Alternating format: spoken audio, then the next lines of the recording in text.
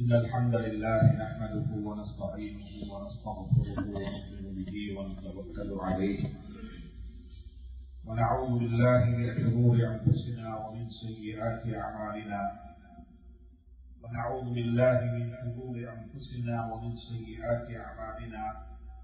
من يهده الله فلا مضل له ومن يضلل فلا هادي له أشهد أن لا إله إلا الله وحده لا شريك له وأشهد أن سيدنا ونبينا وحبيبنا وشفيعنا ومولانا محمدا عبده ورسوله صلى الله عليه وعلى آله وصحبه وسلم. أما بعد، قد قال الله تبارك وتعالى بعد أعوذ بالله من الشيطان الرجيم بسم الله الرحمن الرحيم وما من دابة في الأرض إلا على الله رزقها ويعلم مستقرها ومستودعها كل في كتاب مبين. صدق الله العلي العظيم. அல்லாஹ்வின் நல்லடியார்களே, அன்பு சகோதர நண்பர்களே, பெரியவர்களே, அல்லாஹ்வை அஞ்சி பயந்து தக்வா செய்து அவனால் ஏவப்பட்ட ஏவல்களை எல்லாம் எடுத்து நடக்கும்படியாகவும் வேண்டாம் என்று சொல்லப்பட்ட விலக்கப்பட்ட அத்துணை வகையான பாவங்களில் தன்னை பாதுகாத்து விலகி நடந்து கொள்ளும்படியாக முதலாவதாக எனக்கும் அப்பா உங்களுக்கும் ஞாபகப்படுத்திக் கொள்கின்றேன், வசியத்தும் செய்து கொள்கின்றேன். அன்புக்குரிய நண்பர்களே, சகோதரர்களே, பெரியவர்களே, தாய்மார்களே, அல்லாஹ் ரப்பல் ஆலமீன் ஜல்ல ஜலாலுஹு வ மனவாலுஹு நம் அனைவரையும் இந்த பூலகத்தில் ஒரு குறுகிய கால வாழ்க்கையை தந்து எங்களை அனுப்பி வைத்திருக்கிறார். நாங்களாக வரவில்லை, எங்களை அவன் அனுப்பி வைத்தான், எங்களை அவன் படைத்தான். தாயுடைய கருவறையிலிருந்து உலகத்திற்கு வந்த வருகையை பற்றி குர்ஆன் குறிப்பிடும் பொழுது அவன்தான் உங்களை வெளியாக்கினான். அல்லாஹு அஹ்ரஜக்கும் மின் புத்தூனி உம்மஹாத்திக்கும், நீங்களாக வெளியாகவில்லை, நாங்கள் வெளியாக்கினோம். அபராய்த்தும் மாற்றுன்னோம், அந்த விந்தை நீங்கள் பார்க்கவில்லையா? அந்த விந்தை மனிதனாக படைப்பது யாரு?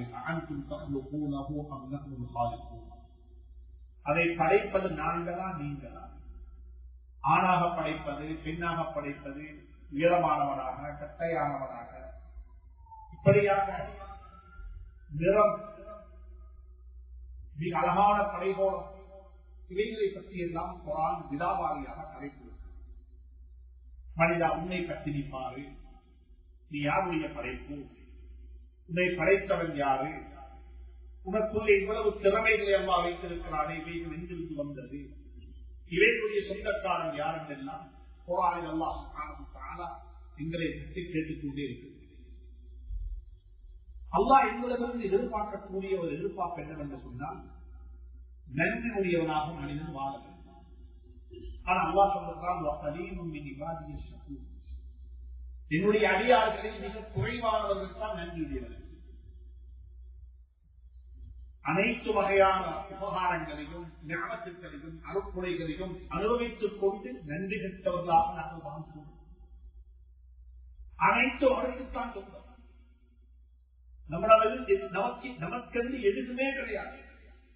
சூரத்துல் பக்ராவுடைய ஆரம்பத்தில் அல்லாஹ் சொல்லிவிட்டான், உங்களோட பணத்தை நீங்கள் செலவழிக்க வேண்டாம், உங்களுடைய ஆளுமைகளை நீங்கள் செலவழிக்க வேண்டாம், உங்களுக்கு நான் எவைகளை தந்திருக்கிறேனோ அவைகளை நீங்கள் செலவழியுங்கள். என்னுடைய பணம் என்று சொல்வதற்கு எதுவுமே கிடையாது, என்னுடைய அறிவு ஆற்றல் என்று சொல்வதற்கு எதுவுமே கிடையாது. அவன் சொல்லுகிறான், நான் உனக்கு தந்தவைகளை நீ சொல்லவை. தந்தவைகள் என்று சொல்லும் போது வெறுமனே சரவாக இந்த மெட்டீரியலிஸ்டிக் உலகம் அல்ல. ஆத்மீகத்தை தந்திருக்கின்றான், அறிவை தந்திருக்கின்றான், செல்வாக்கை தந்திருக்கின்றான், செல்வத்தை தந்திருக்கின்றான். இப்படியாக நாம் தந்தைகளை மாத்திரமும் இருக்கிறது. பணத்துக்கு ஜகாத்து கொடுப்பது போன்று எங்களுடைய அறிவுக்கு நாங்கள் ஜகாத்து கொடுக்க வேண்டும். பணத்தை செலவழிப்பது போன்று செல்வாக்கையும் செலவழிக்க வேண்டும். நல்ல கர்மங்களுக்காக வேண்டும். செல்வங்களுடைய செல்வத்தை அளந்து முடிக்க முடியும். செல்வாக்குடைய மக்களுடைய செல்வாக்கினுடைய வேல்யூஸ், அதனுடைய பொறுமதியை யாராலும் கண்டுபிடிக்க முடியாது. எனவே அன்புக்குரிய நண்பர்களை சகோதரர்களே, இறைவன் எதிர்பார்க்கின்றான் நம்மிடமிருந்து நன்றி உள்ளவர்களாக வாழ வேண்டும். அல்லாஹ் தந்தவைகளை அனுபவியுங்கள். நான் உனக்கு தந்தவைகளை அனுபவித்து பாரு, என்னை மறந்து விடாதே, என்னை ஞாபகப்படுத்திக்கொள், எனக்கு மாறு செய்யாதே, உண்மை உழைக்கக்கூடியவனாக வாழ என்று சொல்லக்கூடிய புத்திமதிகள் எல்லாம் குர்ஆனில் அல்லாஹ் சுப்ஹானஹு வ தஆலா திருப்பி அல்லாஹ்வை அங்கி வாழ்ந்து கொண்டிருக்கிறது. இன்னல்லாஹ கான அலைக்கும் ரகீபா, இன்னல்லாஹ கான அலைக்கும் ரகீபா. இந்த பள்ளி வாயிலுக்குள்ள என்றாகும் பொழுது ஒரு கேமராவோட விற்பனை வைத்து விட்டு சொல்றாங்க, ஒரு கேமரா உங்களை முடிக்க பண்ணி கொண்டிருக்கிறது என்று சொன்னால் நாங்கள் எப்பொழுது அலர்ட்டாகிறோம். ஏன் எங்களுடைய நடவடிக்கைகள் பதிவு செய்யப்படுகிறது. ஒரு லிப்ட்ல எடுத்தோம், சிசிடிவி கேமரா ப்ராசஸ் இருக்கு. இந்த மெசேஜ் எங்களுக்கு எவ்வளவு பக்குவப்படும், நாங்கள் எப்படி டிசிப்ளினாக நடந்து கொள்கின்றோம், நாங்கள் எப்படி அடக்கமாக நடந்து கொள்கின்றோம், கரைக்கும் போது எப்படி அடக்கமாக கரைக்கின்றோம். ஏன் ஒரு கேமரா என்னை பதிவு செய்கிறது. ஒரு கேமரா என்னுடைய வாழ்க்கை, நான் பேசக்கூடிய பேச்சை, என்னுடைய ஆக்ஷன்ஸ், என்னுடைய நடவடிக்கைகளை அது பதிவு செய்து கொண்டிருக்கிறது.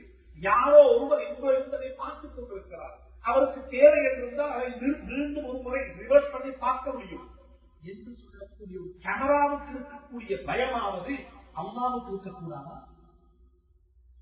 அல்லாவுக்கு இருக்கக்கூடாதா?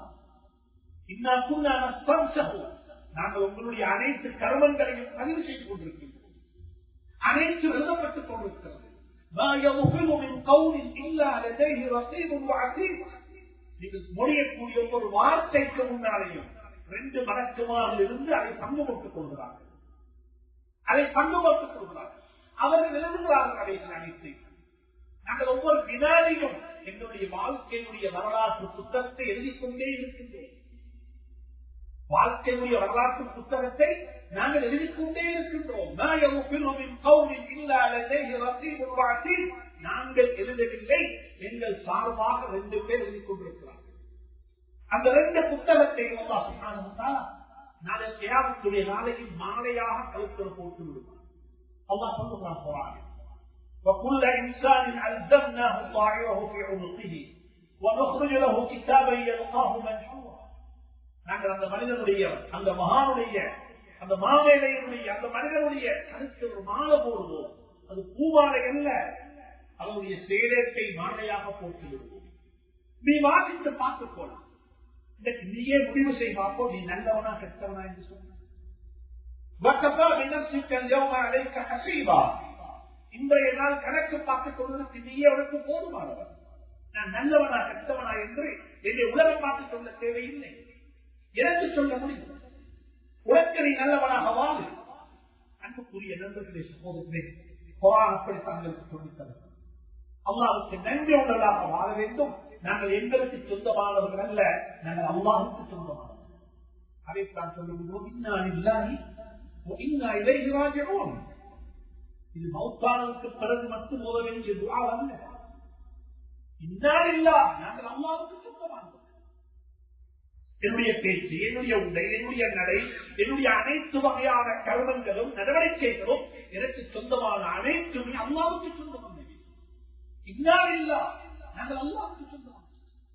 குலில்லாஹும்ம மாலிக்கல் முல்க், அப்படித்தானே சொல்லுகிறோம். லில்லாஹி மா ஃபிஸ் ஸமாவாத், அப்படித்தானே ஓதுகிறோம்.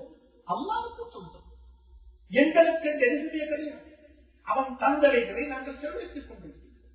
தக்பீர் கட்டிக் கொண்டு கூட இப்ராஹிம் அலைஹிஸ்ஸலாத்து வஸ்ஸலாம் அவர்கள் தன்னுடைய மகனுடைய கழுத்தில கத்தியை போற்றும் போது என்ன சொன்னார்கள்?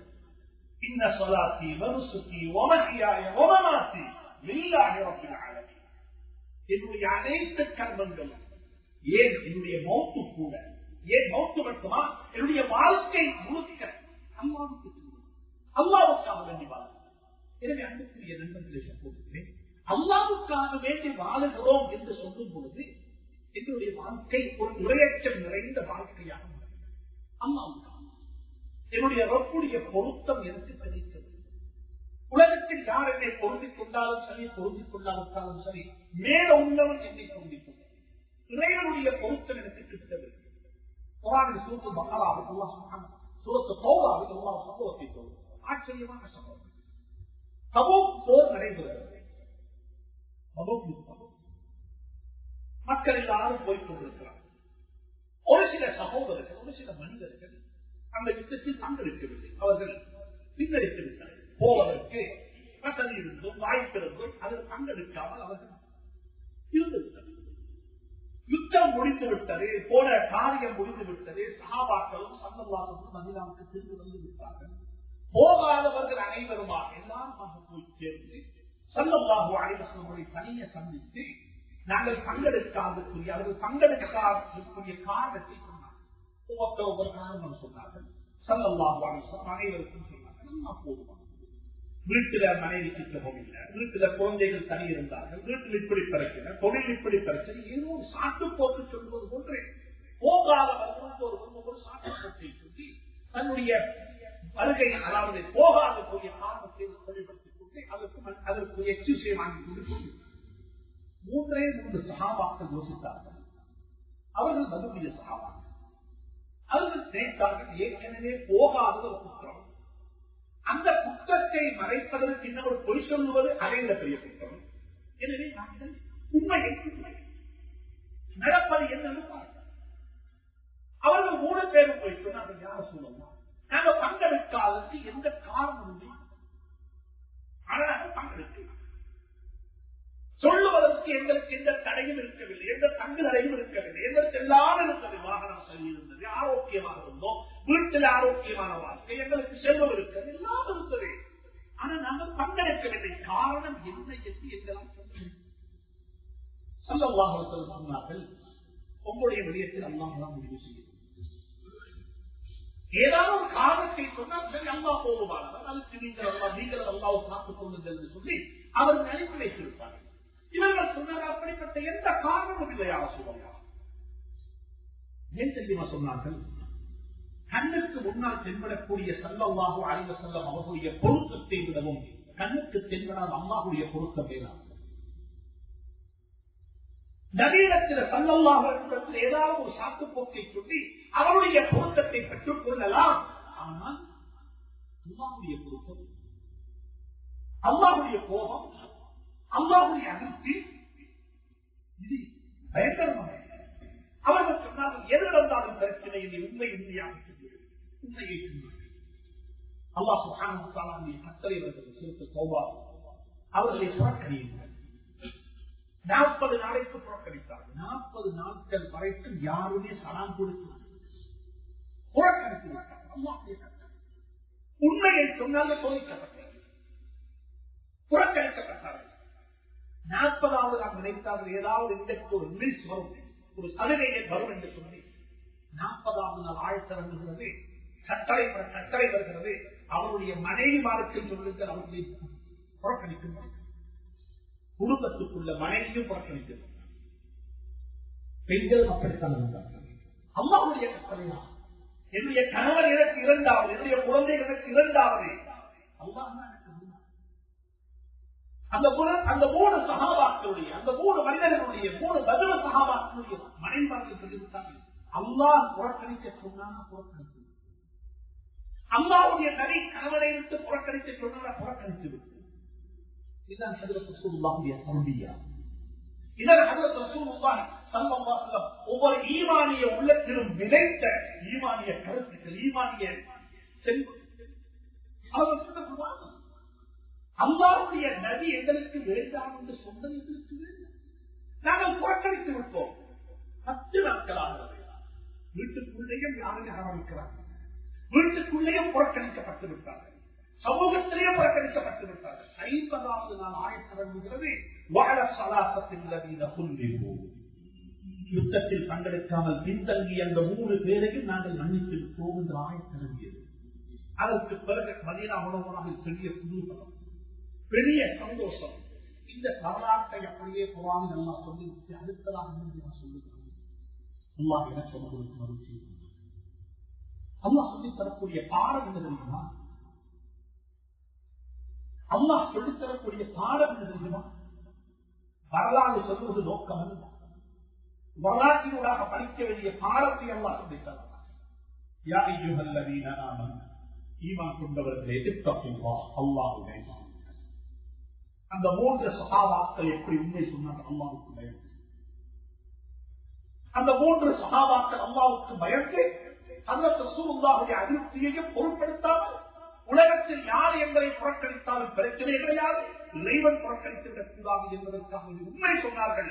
அப்படிப்பட்டவர்களுடைய இறையச்சம் உங்களுக்கு தேவை. யா அய்யுஹல்லதீன ஆமனு தக்குல்லாஹ் என்று சொல்லிவிட்டு சொல்லுகிறான். வகூனு மஅஸ்ஸாபிகீன். எப்பொழுதுமே வாழ்க்கையில் உண்மை சொல்லக்கூடிய மக்களுடன் சேர்ந்து வாழ பாருங்கள். உண்மை சொல்வதற்கு ஓவான உதாரணம் எழுதுகிறார். யாரை என்னுடன் கோவித்துக் கொண்டாலும் பிரச்சனை கிடையாது. அல்லாஹ்வுடைய கோபத்தில் இருக்கும். எங்களை அல்லாஹ் பார்த்துக் கொண்டிருக்கிறார். யாரையும் ஏமாற்ற, கணவனை மனைவிக்கு ஏமாற்ற முடியும், மனைவிக்கு கணவனை ஏமாற்ற முடியும். யாருக்கு யாரையும் ஏமாற்றி விட்டு வாழ்ந்து விட்டு போகலாம். ஆனால் அது வாழ்க்கை அல்ல. அது வாழ்க்கை அல்ல. நீங்கள் எனக்கு அடிப்படை விடவும் என்னுடைய மனதில் உருவாகக்கூடிய குற்ற உணர்வு இருக்கிறது. அது ஆபத்தில் முடியும்.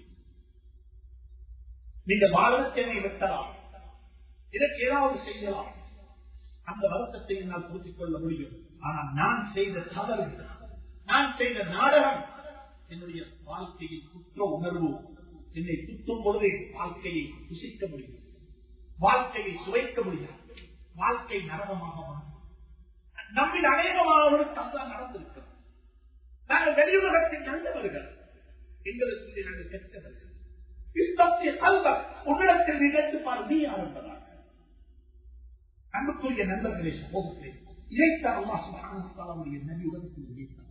ஒவ்வொரு மனிதனும் யோசிக்க வேண்டும், என்னை ஒருவன் பார்த்துக் கொள்ளும், அவனுடைய கண்ட்ரோல நான் இருக்கின்றேன், அவனுக்கு எதையும் செய்ய, அவன் என்னை விட்டு விட்டு பிடிப்பான், அவன் என்னை விட்டு விட்டு பிடிப்பான். வரப்புக்கள் கஃபூரு ரஹ்மா, வரப்புக்கள் கஃபூரு ரஹ்மா, لو يؤاخذهم بما كسبوا لعجل لهم العذاب. அல்லாஹ் சொல்கிறார், எனக்கு 2 பண்பு இருக்கிறது, எனக்கு 2 சிபாத் இருக்கிறது. வலில்லாஹில் அஸ்மாஉல் ஹுஸ்னா, அல்லாஹ்வுடைய அழகிய திருநாமங்களில் 2 திருநாமங்கள் இருக்கிறது. வரப்புக்கல் கஃபூர், அல்லாஹ் மன்னிக்கக்கூடியவன். தவறு செய்தவன் தவறு செய்துவிட்டு மன்னிப்பு கேட்பதற்கு முன்னாலேயே மன்னிக்கக்கூடியவன். தவறு செய்தவன் தவறு செய்துவிட்டு ஏதாவது ஒரு நலவை செய்துவிட்டால் அந்த நலவினூடாக இந்த தவறையும் அல்லாஹ் மன்னிக்கிறான். இந்த சகதாத்தை செய்கிறான். அப்படிப்பட்டவன் அல்லாஹ் சொல்றான், நான் மன்னிப்பை விரும்பக்கூடியவன், நான் மன்னிக்கக்கூடியவன். 2வது நடக்க முடியாது. இந்த 2 சண்பும் 2 சிபாத்தும் 2 அழகிய திருநாமங்களுக்குரிய சொந்தக்காரனாக நாம் இருப்பதின் காரணமாகத்தான் பாவம் செய்யக்கூடிய பாவத்தின் உணவு குறித்து வாழ்ந்து கொண்டிருக்கிறார், தவறு செய்யக்கூடியவர்கள் வாழ்ந்து கொண்டிருக்கிறார்.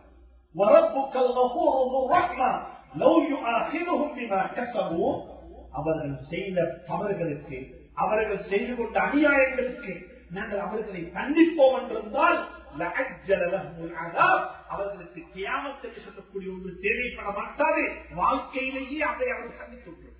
வாழ்க்கையிலேயே அந்த அதாப் அவர்களுக்கு வந்திருக்கும்.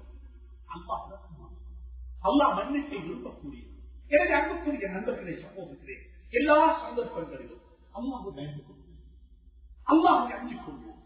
எனக்கு மேல் ஒருவர் இருக்கிறார், அவன் என்னை நோட்டமிட்டுக் கொண்டிருக்கிறார், என்னை பற்றி அவனுக்கு நன்றாக தெரியும், நான் யாரும் இருக்கிறேன். அல்லாஹ் குர்ஆனில் சொல்லுகிறார், வலா துஸக்கு அன்ஃபுஸக்கும், நீங்கள் உங்களை பரிசுத்தப்படுத்தி பேச வேண்டாம், நீங்கள் உங்களை பரிசுத்தப்படுத்தி பேச வேண்டாம். هو أعلم بكم إذ أنشأكم من الأرض وإذ أنتم أجنة في بطون أمهاتكم. அல்லாஹ் சொல்றான், உன்னை பற்றி உனக்கு தெரியாத காலத்தில் கூட உன்னை பற்றி எனக்கு தெரியும். கொஞ்சம் யோசிக்க, தாயினுடைய கருவறையில் நாங்கள் எப்படி இருந்தோம், எப்படி வாழ்ந்தோம், எப்படி சுவாசித்தோம், எப்படி சாப்பிட்டோம். அல்லாஹ் சொல்லுகிறான், فلا تزكوا أنفسكم, நீங்கள் உங்களை தூய்மைப்படுத்த வேண்டாம், பரிசுத்தப்படுத்த வேண்டாம், உங்களை பற்றி நீங்கள் பெருமை பேச வேண்டாம்.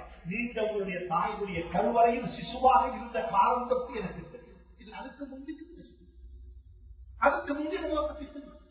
எனவே நீங்களும் நானும் அப்பாவுக்கு செய்ய வேண்டிய மிகப்பெரிய கடமை நிறுவா, அவன் என்னை பார்த்துக் கொண்டிருக்கிறான், அவனுடைய கையில அவனுடைய ரிமோட் கண்ட்ரோல் இருக்கிறது, அவன் நாடியதை செய்யக்கூடியவன், அவனுக்கு நன்றி உள்ளவனாக வாழ வேண்டும், அவனை அங்கே வாழ வேண்டும், அவனை வளர்ந்து வாழ வேண்டும். வாழும் கொண்டு கிடைக்கக்கூடிய இன்பம் அது வித்தியாசம். அல்லாமா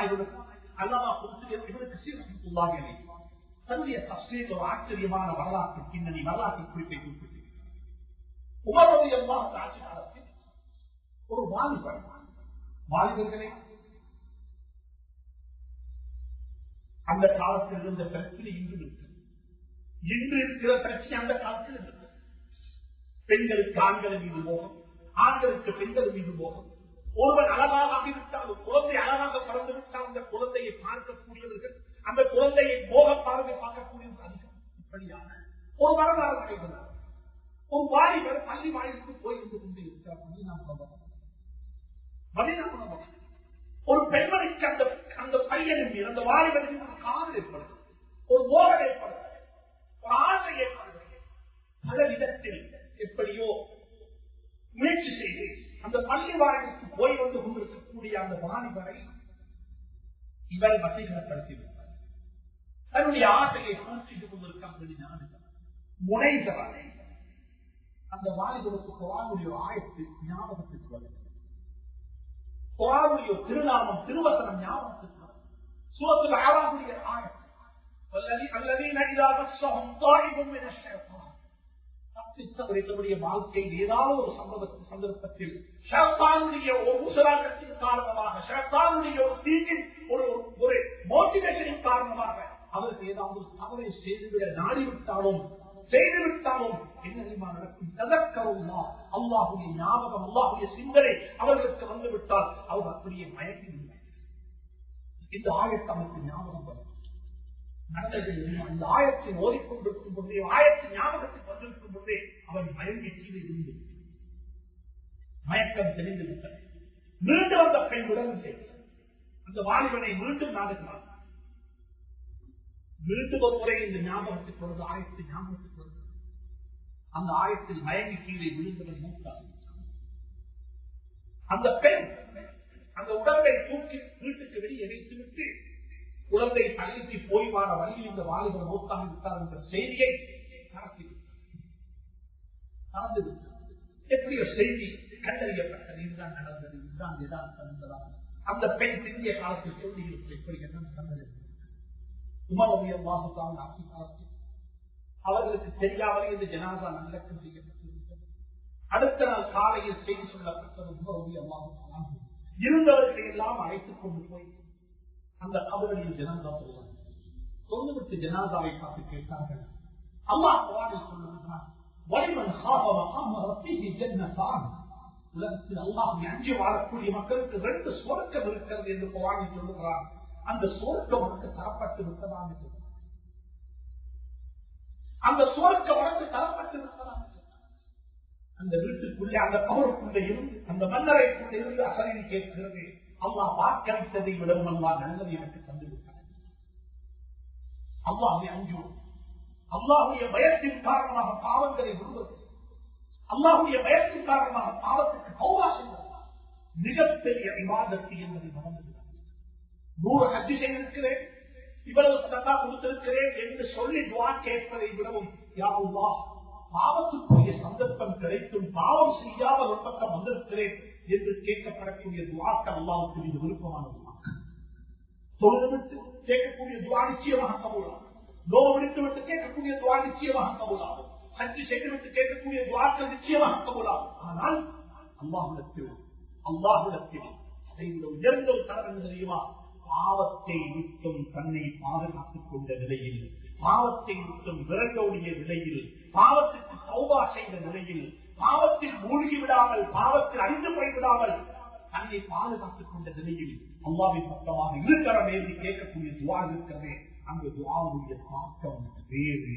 உதவி கிடைக்கும் நேரத்தில் அதை பற்றி எல்லாம் ஹதீஸுடைய கிதாபுகளில் நிறைய சொல்லப்பட்டிருக்கிறது. அல்லாஹ் சுப்ஹானஹு வ தஆலா என்னையும் உங்களையும் அவனை அஞ்சி வாழக்கூடிய கூட்டத்தில் ஆக்கி வைப்பானாக.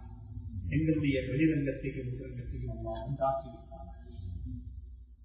யா அல்லாஹ், எங்களுடைய வெளிப்படை விடவும் அழகானதாக உலகத்தை ஆக்கி எங்களுடைய வெளி நடை அழகாக இருக்கிறது. அதைவிட அழகானதாக அந்தரங்கத்தை ஆக்கி எங்களுடைய படைபோலத்தை அழகாக்கியதை விடவும் எங்களுடைய குணத்தை அழகாக்கியிருந்தார். மனைவியுடைய வாழ்க்கை கைதுகளையும் மரக்கட்டுகளையும் முக்கியமாக்கி வைப்பாயாக.